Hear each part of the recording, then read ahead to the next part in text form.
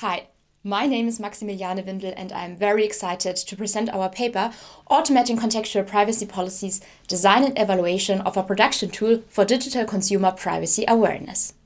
The tool is called PrivacyInjector and helps remedy the current limitations of privacy policies by displaying shorter snippets of the privacy policy directly in the user's current context.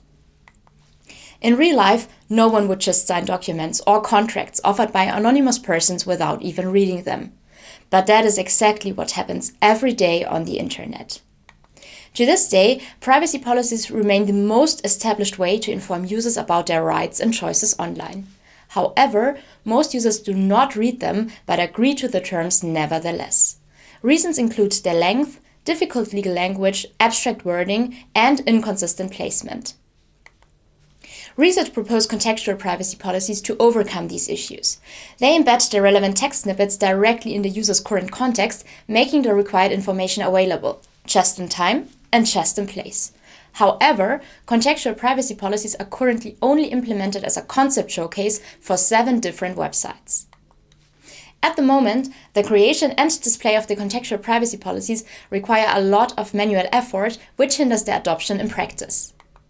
Those manual steps include the identification of areas on the website that are suitable to display the privacy policy information, the automatic detection of the privacy policy, the extraction of meaningful snippets, and last, the display of the information. Therefore, this work evolved the contextual privacy policy into PrivacyInjector. PrivacyInjector is a tool that automatically identifies privacy policies, segments and annotates them using machine learning, automatically identifies suitable contexts, and finally displays them in a way that aligns with the website's layout. For the identification of the privacy policies, we first construct a list of all links on the website that have a privacy-related keyword in their URL. We then apply a set of reg access to these websites to search for phrases typically contained in privacy policies. For the segmentation and annotation, we first try to break the text up according to its different p tags. Whenever the first step fails to return adequate segments, we employ an algorithm that uses word embeddings to extract semantically coherent sentences. We then use hierarchical multi-label classifiers to annotate these segments with their affiliated data practices. Multi-label means that one sentence can have multiple data practices. For example, the sentence shown here, "We will collect your phone number and payment information," gets annotated with 3 data practices in total. Those are first-party collection, collection mode explicit, and information type contact and finance. We developed various techniques to identify the context to display the CPP elements. Those included searching for HTML IDs, CSS classes, plain texts, or keywords in URLs.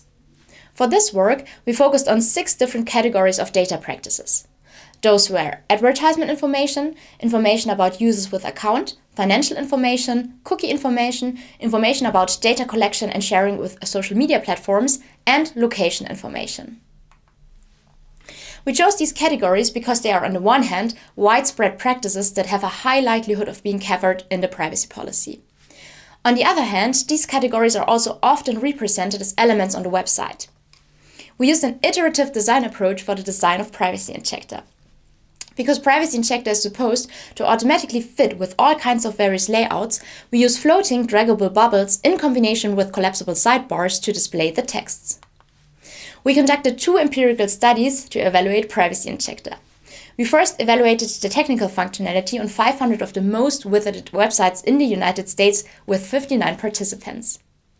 We then did post-study interviews and improved the extension based on this feedback.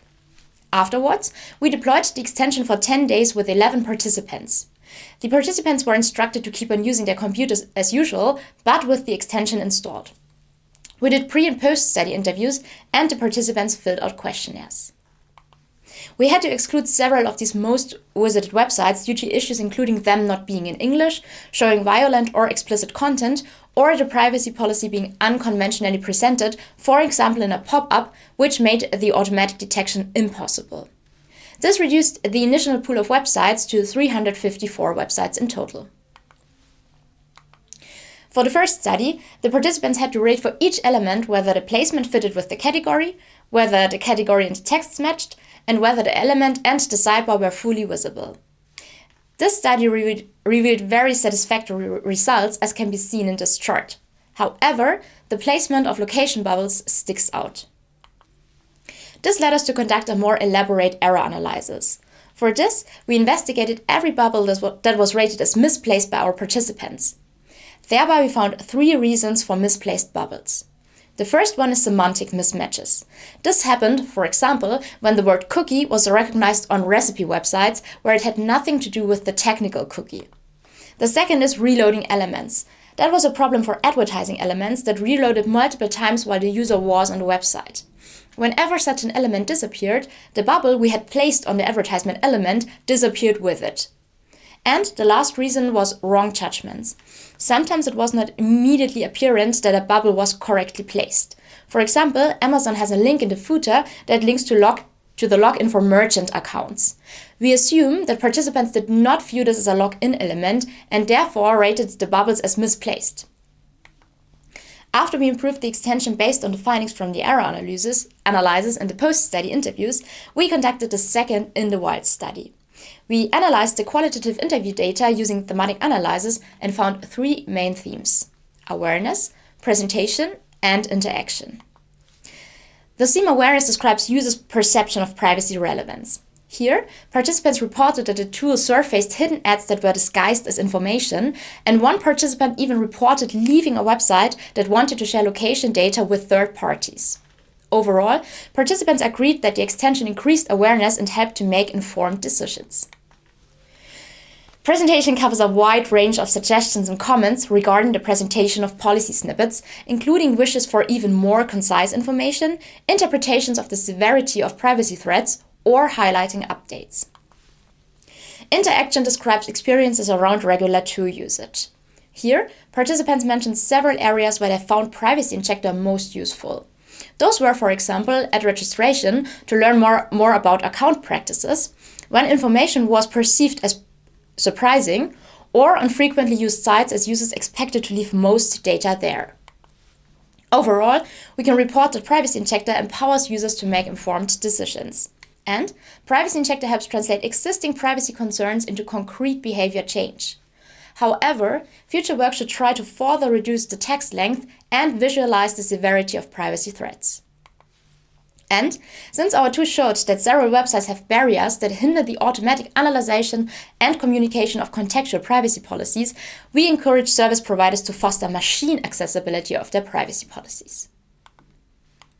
We hope our work inspires further research on contextual privacy information. And if you have any questions, please get in touch. Thank you so much for your attention.